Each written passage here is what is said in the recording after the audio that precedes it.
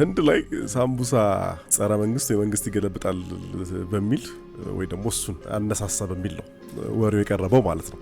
ሐሳቡ ምንድነው? ምንም ጥያቄ ነው። ሳምቡሳ የሚበሰው የበስጋ እንደዚህ ነው የሚሰራውና እዛም ህንድም በጣም የሚወደድ ምግብ ነው የተባለው። በደንብ በቃ እንደ መክሰስ እንደዚህ የሚበላ ማለት ነው። ከዛ በኋላ ግን የሆነ ፕሮግራም ላይ የሀገሪቱ የፖሊስ ሚኒስትር ወይ ደግሞ የፌደራል ፖሊስ ሚኒስትር ዋናው ማለት ኮሚሽነሩ የሚገኝበት ስብሰባ አለ እና እሱ ይመጣል ተባለ። አዳራሹ ውስጥ ወንበሮች ተደረደሩ፣ የሚኒስትሮች እንደሚቀመጡበት አይነት ተደርገው ማለት ነው። ከዛ በኋላ እሳቸው የበሉት ዘንድ ሳምቡሳዎች የሰዎችን ፊት የእሳቸው ጋር ስማቸው ባለበት ጋር ማለት ነው ተቀመጠ። ከዛ ስርዓት ከሚያስይዙ ሰዎች መካከል እዛው ፖሊሶች ማለት ነው ገና ሚኒስትሩ ሳይመጡ አካባቢዎችን እያዩ ነው። ሲያዩ ጥሩ ሳምቡሳ ከዛ ስሙን ልብ አላሉት ለኮሚሽነሩ እንደተቀመጠ ማለት ነው። ከዛ አንዳንድ ፍሬ አንስተው 5 ሳምቡሳ በሉ።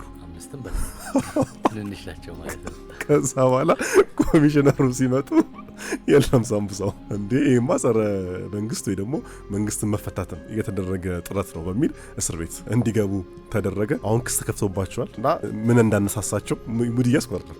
ከጀርባው ማን እንዳለ ለዚህ ድርጊታቸው ማለት ነው የትነበር ያልኳጋ እንዴ ከጀርባው ማን እንዳለ በህቡ ተደራጅተው እንደዚህ እና ጽፋችሁ ራሳችሁ ከወንጀል አውጡ ነው ሳምቡሳ ስለበሉ በሚል እንግዲህ 5 ፖሊሶች እስር ቤት ነው ያሉት። ኢትዮፒካሊ